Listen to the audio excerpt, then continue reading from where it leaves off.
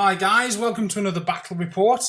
This one is the second of what will hopefully be 3 games of testing out my Legions of Chaos army before I go to the Grand Tournament in Hong Kong in a fortnight's time. So this was a practice game against my friend Wang Ming here in Beijing.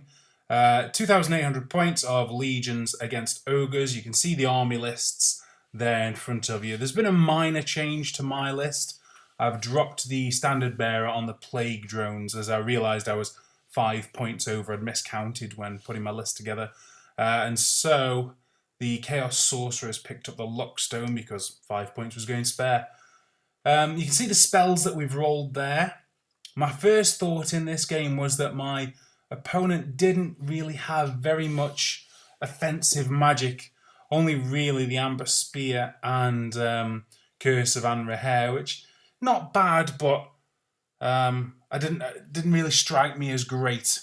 But there you go. So that's the army list there, and in a moment I will pull up the first picture of the game and talk you through the scenery and who deployed where. Okay, so here we are in deployment. Let's talk through the scenery first. Pretty simple, really. This is a forest, a mysterious forest, a river, 2 buildings, a wall here, and a fence here. So nothing imaginative at all as far as scenery goes.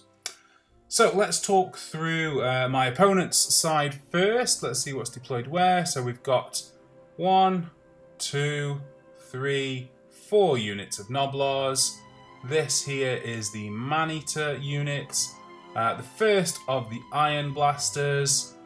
This is the Iron Guts unit, and in here is the Slaughtermaster, and the Butcher, and the Bruiser. I think actually he's made a bit of a mistake here. I've just realised this. He's got his level 4 and his level 2 Wizard, I think, on the front rank, and I'm not sure he can actually do that because I'm pretty sure the command group has to occupy the first rank, and characters have to go backwards, so perhaps a small mistake there, but I don't mind. Another Iron Blaster here, and then 4 Mournfang and 3 Mournfang over here. So there seems to be a bit of an attempt to overload this flank here with Mournfang. I think what my opponent was trying to do was to prevent me from deploying my Demon Prince behind this wall with a cannonball shot, but actually I think he's missed a trick, if I'm honest, because I couldn't get close enough to this fence or wall or whatever it was to actually stop the cannonball shot. You can see the gap there is pretty big. But anyway, that's what I think my opponent was doing, but I decided to deploy the Prince there anyway because I thought, you know what, he can fly, so he can get out of the way. So on my side then, Skull Cannon of Corn, unit of Furies, unit of Beasts, another unit of Furies. This here is the Exalted Hero on a Demonic Mount, and then 29 Warriors of Chaos with the level 1 Wizard on Sorcerer on Law of Metal, unit of Furies, second unit of Beasts, Chaos Chariot, 4 Plague Drones, the Demon Prince level 4, and the second Skull Cannon. So that's it. That is deployment. So this is my opponent's movement phase. Nothing too exciting happening really. Turn 1, so obviously no charges. The most noticeable thing I think is that this unit of Mournfang has decided to reform and head this way. So I think my opponent's realised that this flank overload isn't going to work, or at least isn't particularly intimidating. So not really sure what he was thinking there, except perhaps just to reinforce the centre. I don't know. Suppose this big unit here is something for him to worry about.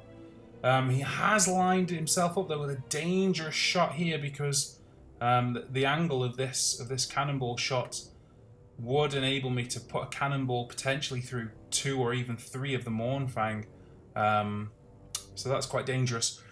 And he's got the blaster here behind this wall, but this line here will allow me to hit this back corner without touching that wall or fence or whatever it is. So yeah, anyway, things generally moving forward. Obviously the Noblars are there to block charges and redirect, so we'll see what happens with those. Okay, so this is the end of Wang Ming's turn. He's rolled 6 on the Winds of Magic, 4 and a 2, and he's cast the Amber Spear on the Chariot, big version. He got it off on 4 dice, slightly higher than average roll, but I wasn't inclined to use my Dispel Scroll at this point. The Chariot's nice, but it's not really central to what I'm doing. So I let that. I made an attempt to dispel it with dice, but if I didn't get it, then it didn't matter. As I only had 4 dispel dice and I was using all 4, it didn't really matter if I failed to make the dispel because my wizard wouldn't be dispelling anything else. So the Demon Prince failed to dispel Amber Spear, but the Chariot only took 2 wounds, so there you go. And then with his remaining 2 dice, you can see this unit of Mournfang here had regeneration cast on them. I'm not really sure why my opponent decided to do that, because if I'd hit him with my cannon, that's flaming, so that the regeneration wouldn't work unless he doesn't realise that the cannon is flaming. I'm not expecting my Demon Prince to make this charge, so I don't really see what he's going for there. Anyway, the Man-Eaters took some shots at my warrior unit, and specifically my Chaos Sorcerer. They've got an upgrade where they get the sniper rule, but I rode my luck a little bit really, and every shot missed. And then this Iron Blaster overshot against the drones, hit the back one, but that's saved on a ward save, so doing really well at the moment. And then, as if things couldn't get any better, this Iron Blaster put a cannonball through my skull cannon, which you can just see there, and rolled a 1 to wound. So yeah, riding the luck a little bit at the start of turn 1. Purple Sun heading down the flank of the Ogres here. Flying level 4 Death Wizard, awesome. Broken, shouldn't be allowed, but you know what? You run an uncomp tournament. You ask for these things, I'm afraid. Other than that, the Furies kind of moved around a little bit for more useful deployment later on. This cannon's moved forwards because this flank is relatively empty. So I want this to be involved in the game later, so I am bringing this forward 7 inches at a time. But this one's not moving forwards because if it does come forwards, those Mournfang can smash through it, whereas this distance is, you know, it's not going to happen basically. And if he does decide to come all this way and try and smash through the Furies, well, he can do. He'll probably fail a charge, and if he doesn't, he'll end up over here somewhere. So that is that's movement, yeah, for turn 1. Okay, so this is the end of my turn. You can see there's already been quite a bit of damage caused here. I was a little lucky to roll a 6 and a 5 on the Winds of Magic. Although the Butcher, which was there he is, the randomly selected character, did pass his leadership test second time on the Slaughtermaster's leadership, and only just, so he was lucky, but you know, I was lucky to get 11 on the Winds of Magic, so that's fine. The Purple Sun was cast down the flank here. You can see it's taken out 2 Mournfang, but there was a miscast, and I got a power drain. Could have been worse, I'm not going to complain, because basically my Demon Prince could have been sucked into the warp, couldn't he? And he could have, you know, had his brains pulled out through his nose. He didn't. He lost 2 levels, so no more Purple Sun, and I also lost Soul Blight. But you know what? Decimated this smaller Mournfang unit, and he's still a level 2 wizard, so I'm not complaining. The Glittering Robe was cast with the remaining dice because he wasn't allowed to cast anymore, and that was dispelled. And then into the shooting phase, this Iron Blaster here lost 2 wounds, and the cannon also took out a Mournfang. Chariots are not monstrous. Monstrous cavalry, monstrous beasts, monsters all block cannonballs. Chariots don't, apparently. So yeah, the cannonball hit the chariot and also took out a Mournfang. Over here, 3 wounds on this Iron Blaster from this Skull Cannon as well. I am timing myself in this because when I go to the tournament in Hong Kong, I've only got 2.5 hours per game, so I've given myself 1 hour and 15 minutes, and I managed to do this first turn in 15 minutes, so that was quite pleasing. So yeah, that's the end of turn 1. It's going quite well. Okay, so this is the end of my opponent's turn 2, and you can see his plan. 4 Noblar units, all head up. These 2 in particular are pivotal. What he's thinking is, I have to charge this unit, I have to get rid of it. I don't have another way to get rid of it except to beat it in combat, but then obviously there's the danger that, well, this unit in particular is frenzied, as my opponent knows, so they're going to hit this and then run forwards, end up about here, and then there's going to be a massive Ogre charge here in the middle. And that's going to hurt. And then the beasts and the chariot here, you know, even if they don't overrun, he's got these Mournfang here to make a long charge, is what he's thinking there, I guess. So the man-eaters have head up over here. We've got these Noblars continuing to move forwards here. Not really sure what the objective of these is. And then another unit here, presumably just to get in the way. This Mournfang here has come behind the building, so he can't be charged by the Demon Prince, I guess. I assume he's hoping that I might put the Demon Prince down here, maybe, or that maybe he'll be able to make a charge on the drones later, although there's only 1, so not really sure there. Anyway, that's basically the end of my opponent's movement phase. Okay, so this is the end of my opponent's turn. He's rolled 4 and a 3 on his magic phase, and he's channeled 1 as well, so he's got 8 dice against 4. And he also has Grut's Sickle, which for those of you that don't know is a particularly nasty arcane item from the Ogre book. Basically, he adds 2 to casting attempts, and the trade-off for that is he inflicts 1 wound on an Iron Gut, as he basically rips some of the flesh off an Iron Gut to boost his magic.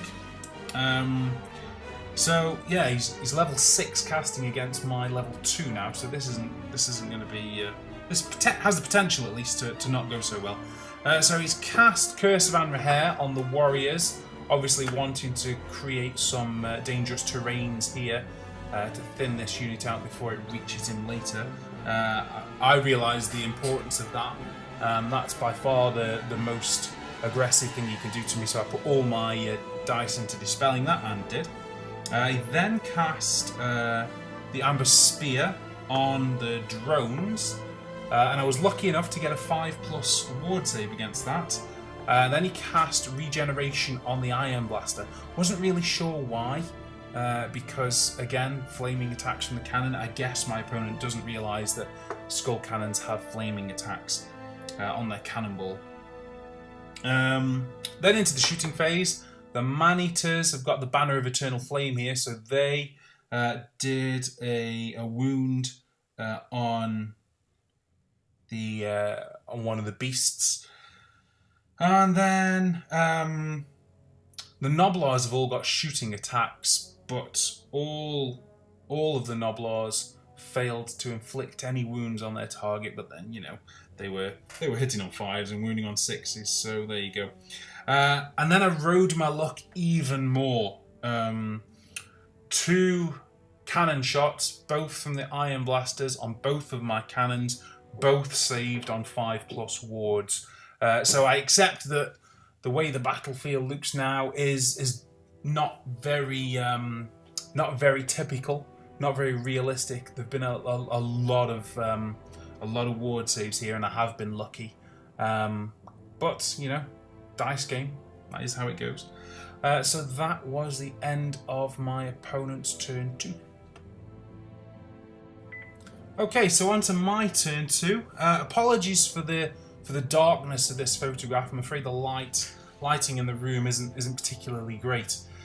Turn 2 for me was a very important phase because it would basically set up the rest of the game. So what I've done is, what's really important here is the use of the Exalted Hero here and the Chariot here, because what I've actually done is I've placed the corner of this model and the corner of this model in such a way that when these warriors and when these beasts rip through these Noblars, when they overrun, they'll overrun in a straight line and hit both of the units, just coming into contact with them, and then they'll bounce off 1 inch.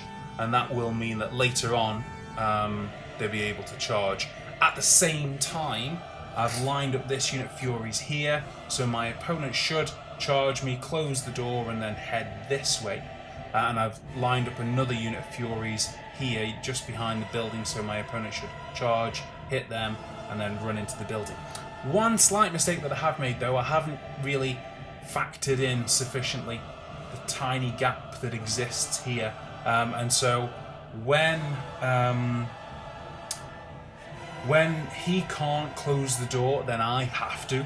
And what that will mean is that his overrun direction will not quite be what I want it to be, but we'll see later on whether that would make a difference or not. Elsewhere, the beasts that were here made a charge on these man-eaters. And I thought to myself, you know what, I'm going to declare the charge, and then if it doesn't work, I'll just use these Furies here and charge block here. So actually, although it was a long charge, I needed an 8 or a 9 on 2 dice, it was safe because these Furies could prevent the man-eaters from hitting the beasts if needs be. Turned out was unnecessary. These drones charge this unit of Noblars here. Didn't need to charge them, but I wanted them out of the way because Noblars are a pain in the neck, much as Furies are. So just get them out of the way there. The Demon Prince has come over here, so obviously he can come around the back and cast a few spells and may perhaps engage the Mournfang or chase down an Iron Blaster, and he's out of the arc of vision of this Mournfang here. Now that this Mournfang is cowering behind a building, that also means that this cannon can start to head down in towards the game.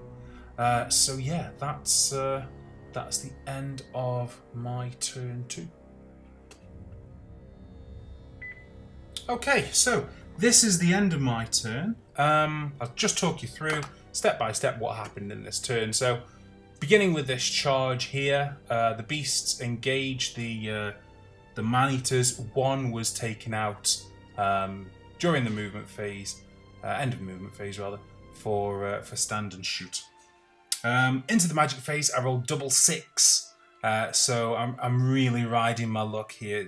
I kind of wish I hadn't. I kind of feel quite sorry for poor Wang Ming, because this army that I've got is brutal enough as it is. It doesn't need the dice going for it as well. So I kind of sympathise with him. One thing that I did realise from this game is I don't have any spare models in case I do roll double 6 on the Winds of Magic. That won't be okay in Hong Kong, so I'll have to stick in a few blood letters. So this box of Warhammer Magic cards represents the 8 blood letters that came out of the warp. Not that they will do very much, but there you go. So into the magic phase, and I cast Spirit Leech on the Slaughter Master, which he dispelled. And I cast Doom and Darkness, big version, onto the Man-Eaters, which miscast, but didn't cause any wounds, and all my dice were gone by that point, so that was quite lucky. Skull Cannon here took a shot at the Iron Blaster that was here, but misfired. Rolled a 3, so no shooting this time or next time. But then this Skull Cannon here finished this one off. And I did want to get rid of this one first because I'm thinking I can charge this one with my Exalted Hero later. So this was the one that was here was my first target, and that's why. Now then, in combat, I was quite lucky again. The man-eaters are particularly nasty, and although Beasts of Nurgle are tough, man-eaters are probably quite a good match for them. The man-eaters inflicted 8 flaming wounds on my beasts, and I made 6 5+ ward saves off 8 dice. So again, I'm feeling pretty guilty because this army's nasty enough as it is, and I felt sorry for my opponent really, because he just doesn't deserve to be in the position that he's in. The beast inflicted a couple of wounds, but to be fair, my opponent now needed a double 1 because he's been beaten in combat and he's -3 for Doom and Darkness, and he did roll a double 1. So yeah, some extraordinary dice rolling going on in this game, so I feel a little bit better. So far I'm on 34 minutes out of my 1 hour and 15, and that was the end of my turn. Elsewhere, of course, you can see the Noblars were all wiped out and the drones overran here. But yeah, that was the end of my turn. Okay, so this is my opponent's movement phase. I will mention, because I forgot in the last slide, the Noblars that were engaged with this unit. Noblars have got a really nice upgrade actually. Every model in a unit that charges Noblars has to take a dangerous terrain test if the Noblars have that particular upgrade. I forget what it's called, but they managed to take out a few Chaos Warriors there, so that was good. Anyway, so my opponent's turn, he has had to charge both of these units of Furies, and I had wanted him to be coming this way and to bump into this unit perhaps, but that's not how it's going to be because of the fact that I have to close the door on him to some degree, because of the Mournfang being in the way. He's declared this charge before this one, which is very clever. This Mournfang has charged this unit of Plague Drones, possibly Suicide Run there. Mournfang are good, but maybe not when there's only one of them. The Iron Blaster here is moving up, obviously going to take a shot at my Exalted Hero, and we will see how that goes later. And yeah, that's more or less it for his movement phase. Okay, so my opponent's turn. Actually, apologies just before we get onto this. We did forget to take this photograph, and so we ended up putting the models back and taking the photograph and then moving the models forwards again. And we've apparently missed one model because this here is the Exalted Hero, and he should be right here because these warriors bounced off him. So apologies for that. Let's just pretend he's right there. So my opponent's turn. He's rolled a 3 and a 3 on the Winds of Magic, and he's used Grut's Sickle again. So he's basically a level 6 wizard with 6 power dice against a level 2 wizard. Where is he? There he is. A level 2 wizard with 3 dispel dice. He's cast the Curse of Anraher on the beast, and he's rolled quite a low casting value. It's 3 against 3, and I figure, well, I've got a better chance of dispelling this one as a result of his low cast than I'll probably have with the next one. So I did actually manage to dispel Curse of Anraher against the beasts. And then he cast Spine Marrow on the Man-Eaters. He grape shot the Exalted Hero here, and he only got 2 on the artillery die, which is a real shame for him because those Ogre Iron Blasters, they grape shot at strength 10, which I didn't know. So that could have been particularly ugly. As it is, it may or may not have done a great deal. I suppose it would depend on how many hits. The Exalted Hero's got the Talisman of Preservation, the Mark of Tzeentch, and the Third Eye of Tzeentch. So he's got a 3+ ward save, and he re-rolls 1s. So he only fails on 2s the first time, and then 1s and 2s the second time. So he's quite durable. But you never know. Could have been ugly. Anyway, only 2 on the artillery die. Both of these units ripped through the Furies. This unit, he overran And I think that was probably well, he said afterwards that was the wrong thing to do. He should have taken the leadership test, not to overrun. But as it would turn out, he only overran 2 inches. So there's a very long charge here now that has to be made. And the Mournfang have reformed because they don't want a Demon Prince to be charging them from behind. I've taken 4 wounds on the beast in combat here.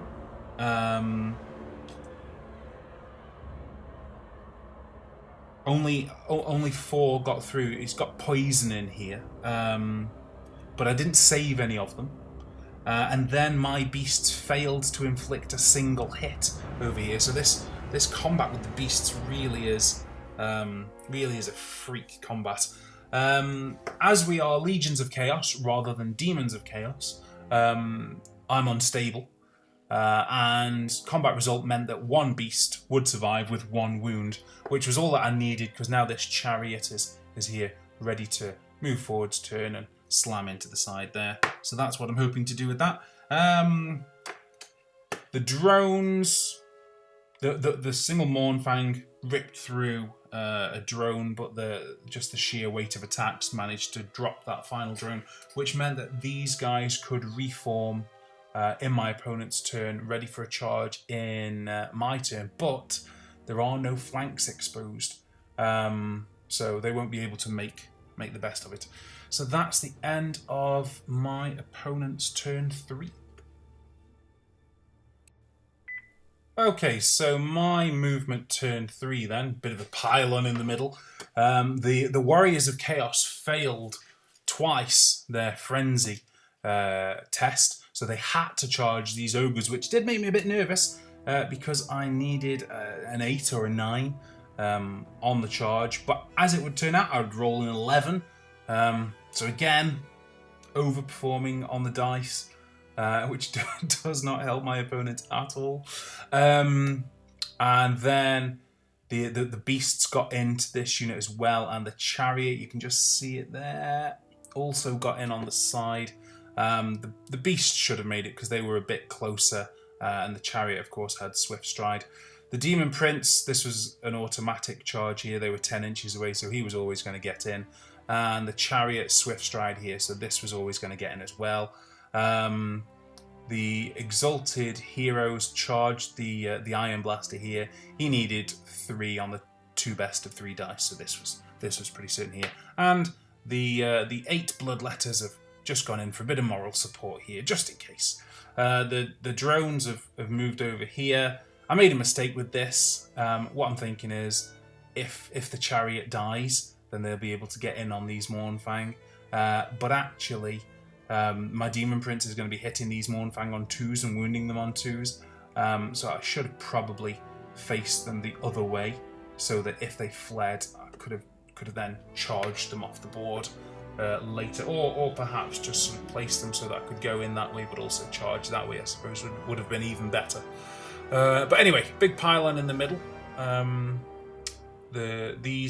These Furies here have now switched sides here just to attack these Noblars later on. Just going to have a bit of a silly combat over there.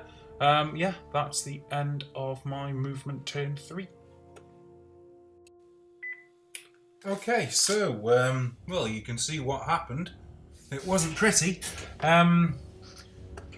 The Skull Cannon here got its maximum impact hits of 7 impact hits. And the machine and the Bloodletters performed quite well. Managed to beat the Man-Eaters just by a couple of points. They were stubborn. They failed 2 stubborn leadership tests and were caught by the pursuing cannon. So that was ugly. The demonic mount and the Exalted Hero finished off the Iron Blaster. It only had 2 wounds left because, of course, the Skull Cannon had inflicted a bit of damage on it earlier. The Demon Prince went in. He was hitting on 2s, wounding on 2s, so he managed to inflict a total of 4 wounds on the Mournfang, who broke. Obviously, I had charge and 4 wounds. They inflicted 1 on me. So they were at -4 on their leadership test and failed both the roll and the re-roll. But the really brutal part of this was here in the middle. This was absolutely barbaric. My opponent issued a challenge with his BSB, which actually just brought an extra beast into combat because he was stuck out here. So I thought, yeah, I'll take that. But yeah, this was absolutely horrible. Each one of these Warriors of Chaos is frenzied, so they've got 3 attacks each, and they've got halberds, so they're weapon skill 5, strength 5. The impact hits of the chariot as well, and a couple of attacks from the beasts. It was absolutely brutal. They did hold, to be fair to the ogres, but they'd taken an absolute hammering when they did. So I'll just show you a photo on the next slide of just how much damage was done, because that was absolutely horrible. So this is the damage that was caused by the Warriors of Chaos. I apologise for the blurry quality of the photo, but I didn't want to take the photograph twice because the poor guy that owned it, I think, was getting a bit annoyed, understandably so. So I won combat, and I'd inflicted. I just wrote it down here. By the end of combat, I'd scored 27 combat points, including flank charges and ranks and banners and all of that. I can just imagine my friend Thomas, who's probably watching this battle report right now, thinking, "Oh my god, it was just mental." Took out the bruiser here. The slaughter master was actually later. We just we took this photo one turn later, but yeah, they took out 6 iron guts and the bruiser in one turn. Yeah, ouch. I think it's fairly safe to say that the wood chipper of this army works. Okay, so this is my opponent's turn 4. You can see that the Mournfang have rallied here, and you can just, if you look closely, you can just make out in here the Slaughter Master is actually still in combat. Yeah, that's the end of movement. Okay, so this is the end of my opponent's turn 4. He's only rolled a 4 on the Winds of Magic, a 3 and a 1. He's cast Wyson's Wild Form on the Iron Guts in combat with the Warriors, but I've used the Dispel Scroll on that, just to add insult to injury. And then he's cast the Savage Beast of Horus on the Slaughter Master. I've tried to dispel with dice, but failed. That's not going to matter because the Warriors of Chaos have a higher initiative than the Slaughter Master and would actually kill him before he would get to attack, and would finish off the Iron Guts as well. And at that point, my opponent surrendered, so I didn't get a turn 4. I think it's really important to note that I was very lucky in this game.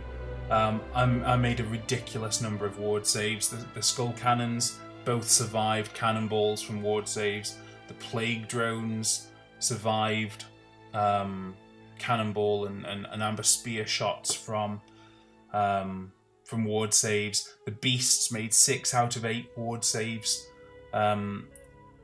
It shouldn't have looked like this.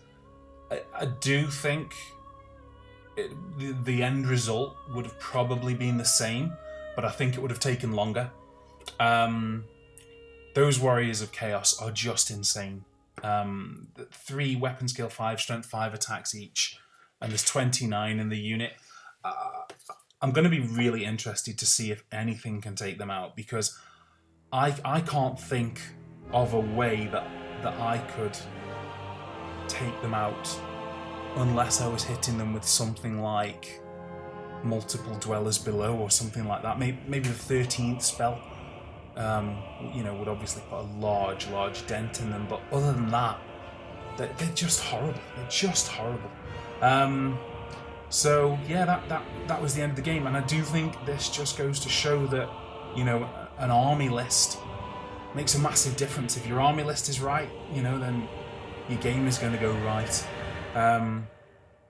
Dice really helped me and really screwed my opponent over this turn, but I think at the end of the day, all that did was sort of bring the inevitable forward. So yeah, anyway, that's game 2 of hopefully 3 warm-up games before the tournament, and I will post battle reports in the tournament. But I'm feeling pretty confident right now. Those Warriors of Chaos, horrible. That Exalted Hero with his rerollable 3+ ward save, horrible. Flying Demon Prince level 4, horrible. You saw the durability of the beasts. They took an assault from man-eaters and survived it. Bit lucky too at one point, but then they didn't inflict any damage back. So, you know, that kind of balances itself out. Multiple Furies, massive value strategically. Double Skull Cannon, and then you got that Chariot, 110 points of core with a bucket load of Strength 5 attacks and a 3+ armor save. Ridiculous.